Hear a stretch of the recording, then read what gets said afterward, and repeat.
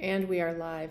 Hello, it is August 25th, 2023.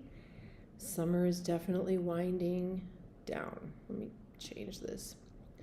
I am just trying to figure out this weird studio mode. Maybe, there we go.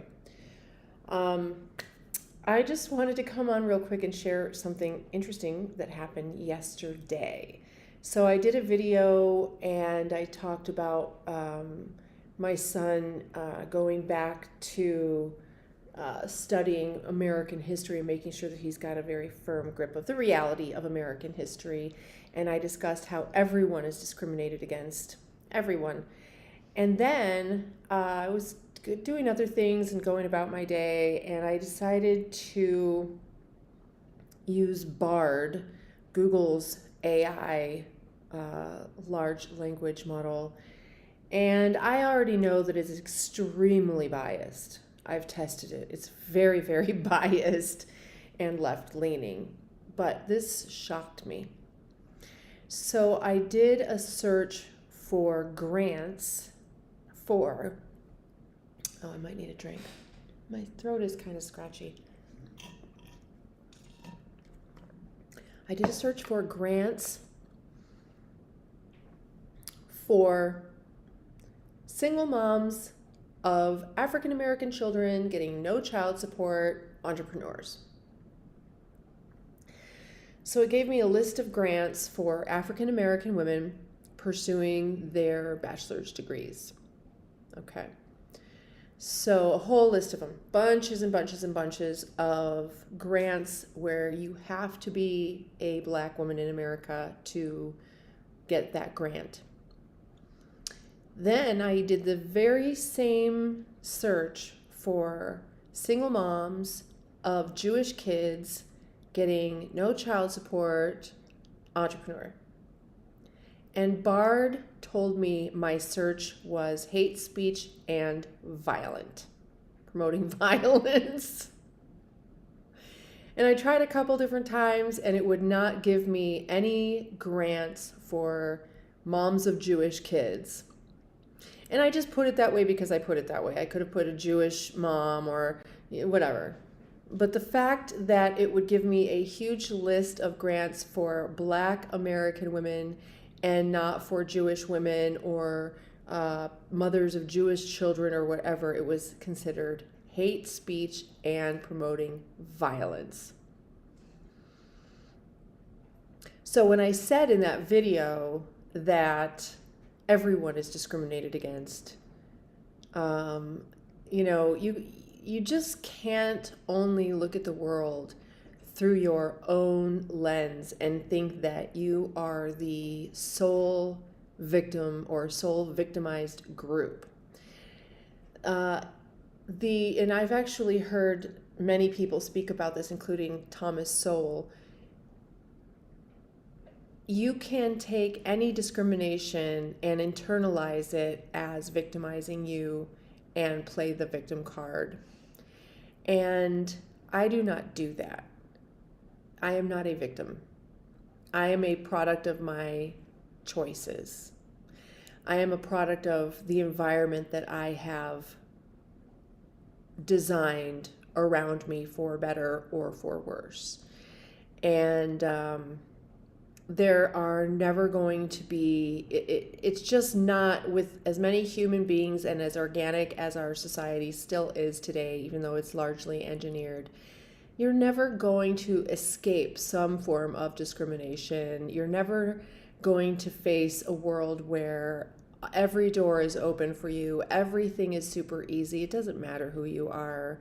Even if you are a white American man, I know people want to demonize white American men, but it's just everyone is discriminated against. I mean, please. Men in general have been demonized by women since the women's rights movement, women's lib movement, which I don't think was done correctly. I never wanted to cut my hair short and wear a shoulder pad suit and go compete in corporate America. I would rather be honored for my part in raising my family and be appreciated for those natural desires and contributions that I have. Breadwinning is more natural for a man. Most men in their natural states are protectors and providers. It's what they do best. Of course, they can nurture and nest, but if you put a man in a situation where he has to nurture and nest, I would say most men, especially at the early ages of childhood, when their children are really little, they're really going to have a harder time with that than women. Women are more naturally nurturers and nesters. There are gender roles that are innate to each gender, and it's generalizing, yes. But the reason it's generalized that way is because overwhelmingly women are better suited for, and desire to nurture and nest. And men are to protect and provide. It's just what we're good at and where our natural desires tend to take us. So getting off the topic, everyone's discriminated against. I have in the past several months encountered lots and lots of places where there's not accessibility for, and I talked about that in my video as well. Disabilities require accessibility so that there's not a systemic discrimination against different disabilities. What I found in taking courses on LinkedIn Learn is that through the course, I can highlight the course text and have it read to me by my computer.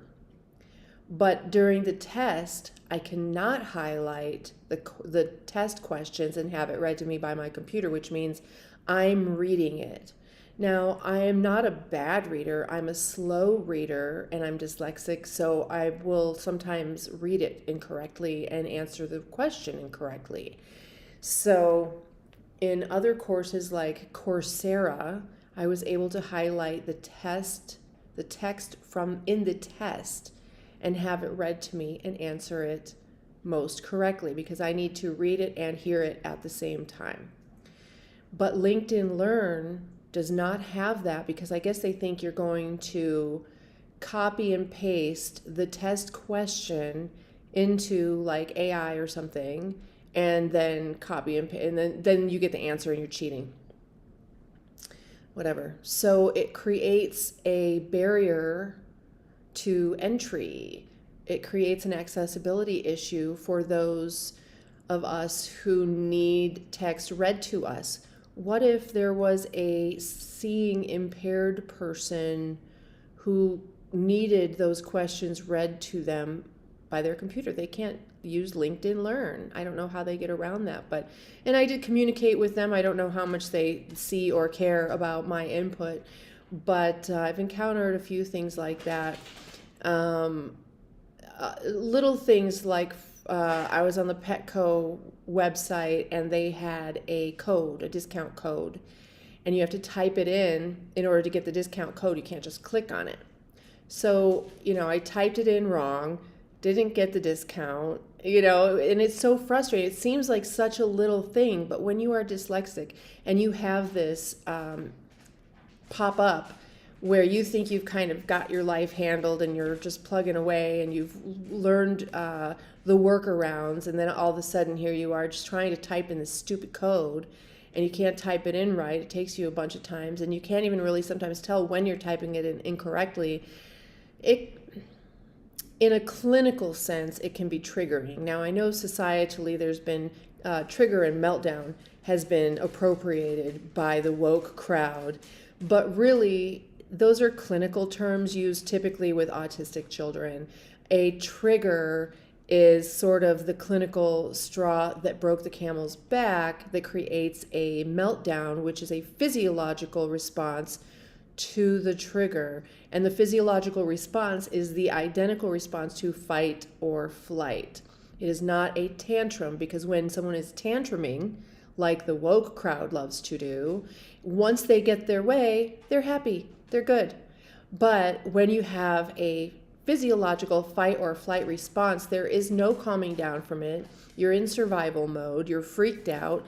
And really what I've found is the only way to reset yourself after a physiological clinical meltdown is sleep. You have that night, you go to sleep and it resets and you wake up and you're back to normal, basically. And that is the clinical definition of a trigger and meltdown, unlike what I just said, the appropriated version of the woke's inability to self-soothe and their lack of emotional intelligence. So, between BARD telling me that my search for Jewish grants is violent and hate speech, and between LinkedIn Learn disallowing me to use the resources at my disposal on my computer because they presume I am cheating, it's just more roadblocks. It's just more roadblocks. And so these might be little things, but it's every little thing all day long, right? Every little thing all week long, all year long. And after a while, it just does become very frustrating. But I think as a society, as Americans, we have to be critically thinking enough to understand that it's just not a perfect system for anyone. And I think we're doing more and more to try to become less biased, but the biases that we encounter can only be fixed when we encounter them and speak up. So please don't think that you are ever the only one that has any kinds of issues and that maybe someone with blonde hair and blue eyes in this country has an easier time in life. Being a woman like me, I'm now 53 years old. From the time I was about 14 years old, maybe even younger, I was constantly hit on by men. I was constantly treated like I was dumb as a woman because I was considered beautiful. So I can't be intelligent or articulate, and I can't be viable as a creator, as an entrepreneur. My only value in society was for men's particular pleasures. And we see that even more now so in the TikTok world, where women are exploiting themselves and they think that they're taking their power. Women always feel like that in their teens and 20s, that it's their power, it's their right. But what they don't understand, and which I didn't understand either, is you aren't doing yourself any favors. The favor you can do yourself as a young, beautiful woman in her childbearing years who is regularly predatorized, or whatever you want to call it, by men, is to build yourself into a woman of high value, where you understand classic attire, where you are more modest, where you work on your grace and your etiquette and mannerisms, because that is how you'll attract a high value man. I did not know any of these things. I was not exposed or taught any of these things, but that is what I have learned over the years. And now, being 53 with children who are in their teens and being an entrepreneur, the men that are available to me are just as old and jaded as I am, I guess, and they would just rather have that 23-year-old piece of ass, which I am not bitter about at all. Go for it, because I don't want to be bothered with them. I'm not attracted. And I'm certainly not attracted to men who are younger than me and have no skills as a protector and a provider. For example, like, you don't have a toolbox, you don't know how to fix cars, and of course that stuff is gone by the way of our older generations. And so I'm just sort of stuck in this place where I do not desire younger men. I do not desire older men. And I am not lonely. I don't need companionship in that way. I've always been a loner. And so I just basically, I don't know. I guess I kind of put myself out there a little bit just in case. I'm open to the idea, but I really don't expect to find that perfect companionship or anything like that. Sexually speaking, younger men, yeah, they might be more virile and viable. Older men, a lot of the times, their man parts don't work anymore. And so it's like, it's a weird and kind of icky dynamic, and I just don't really want to take part in any of it. When I was younger, I definitely was raised in the society where we were validated by our attractiveness and how desirable we are. But there's a couple of different types of desirable. There's the desirable just physically and sexually, and then there's desirable as a wife, as a partner. And I basically had to raise myself out of our societal brainwashing to understand what my actual feminine superpowers are and what my contribution is. But like I said, at this point, at 53 years old, I am past the point of attracting a man who is wanting to be a breadwinner for a nurturer and nester who's going to have his children and raise his children and do the homebody thing. And because I am very good at that, but those years have passed. And so I'm sharing this all with you in case you are one of those younger women or younger men, because you have got to unplug from the brainwashing, understand what we are from a real, authentic, natural perspective. What are the best relationships amongst men and women? And it doesn't necessarily, we don't learn them in this country at all. Our divorce rate is high, relationships are crap. People aren't even having children anymore, let alone families. And when you look at the best family structures where a husband and wife stay together forever and they have excellent, solid children, that is more of an Eastern approach to marriage. And it's not falling in love and getting married. It's sort of like a functional business arrangement, like arranged marriages. And then you learn and grow to really respect and love one another. And you stay together because you have a common purpose.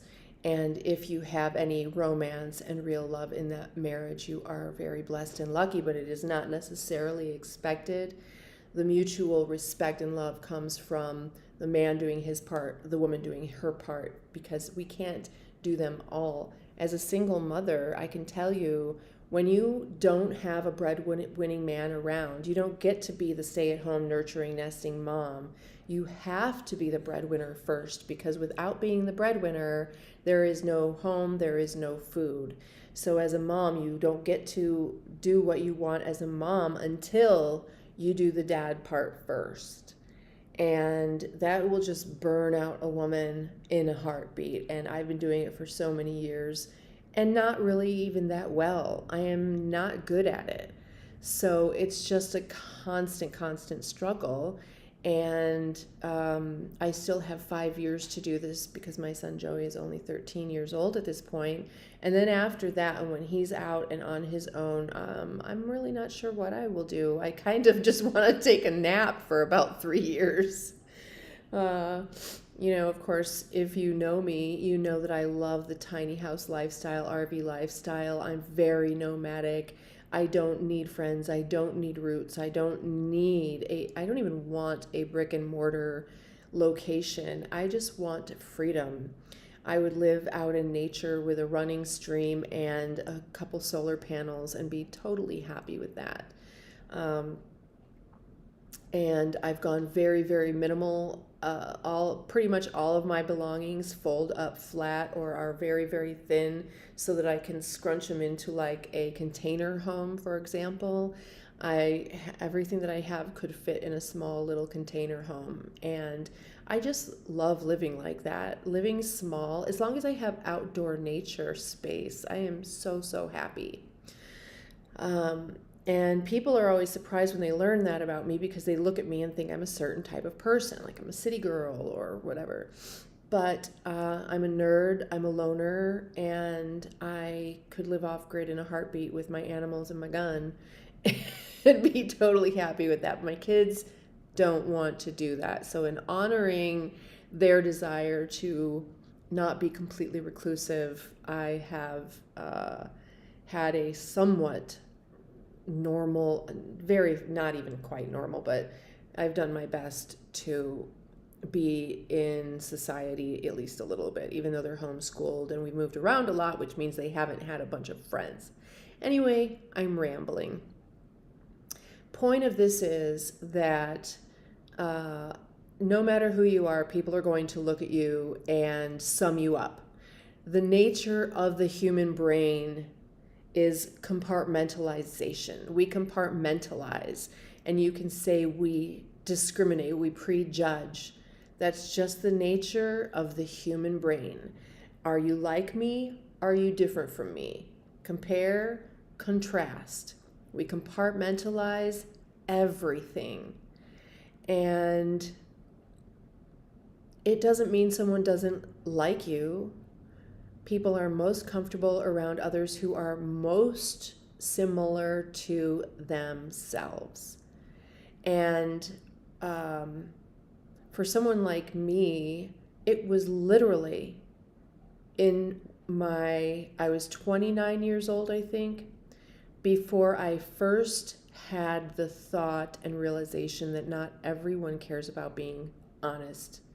Not everyone cares about having integrity. That might seem completely naive, and it is, especially because you know as well as I do how often we are lied to and manipulated. And it took me many, many years, decades, for that to become my baseline perspective on most people.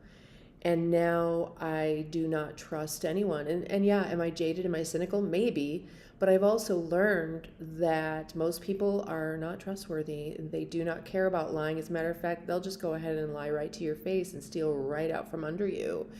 And they just don't care. And I think the reason for that is the lack of spirituality, the lack of true connection with God, which I was naive enough to think from birth that everyone was having the same basic life experience as me. Again, super naive. But I didn't know. How would you ever know that someone doesn't see the world like you do? So, now that I know that, it makes it easier to understand why the world is the way it is. And, even my own children don't really seem to have the same connection with the Lord, God, their creator, whatever, like I always have. It's just a constant conversation, constant guidance.